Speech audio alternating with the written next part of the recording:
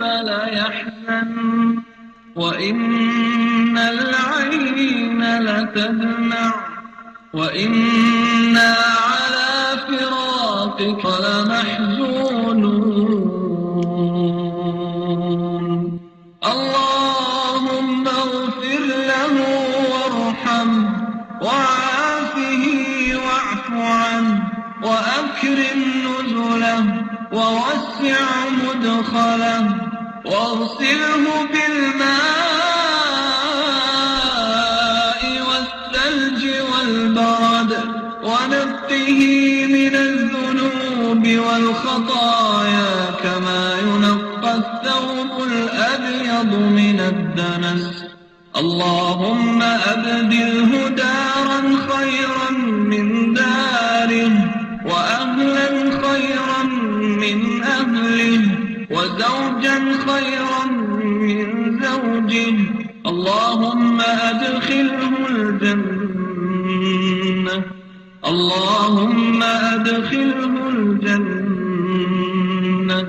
اللهم أدخله الجنة وأعذه من عذاب القبر اللهم أعذه من عذاب القبر اللهم أعذه من عذاب القبر وأعذه من النار اللهم أعذه من عذاب النار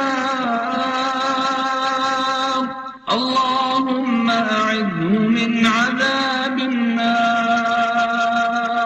اللهم ارفع درجته في المهديين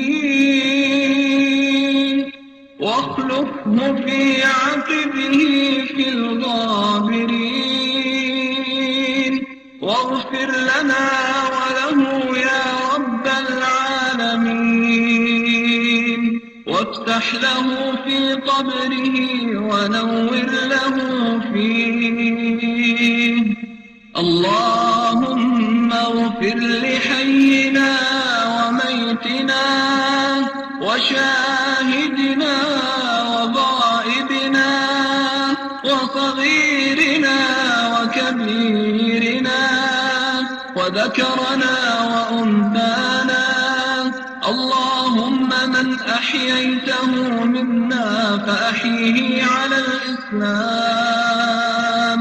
ومن توفيته منا فتوفه على الإيمان اللهم لا تحرمنا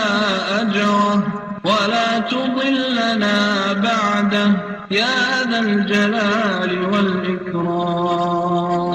اللهم قه من فتنة القبر وعذاب النار أنت أهل الوفاء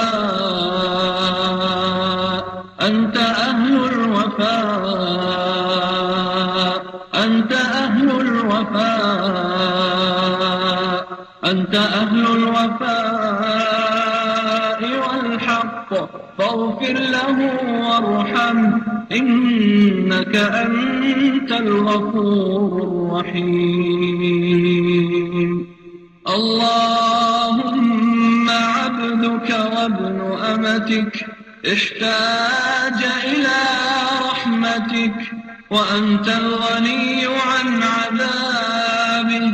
وأنت الغني عن عذابه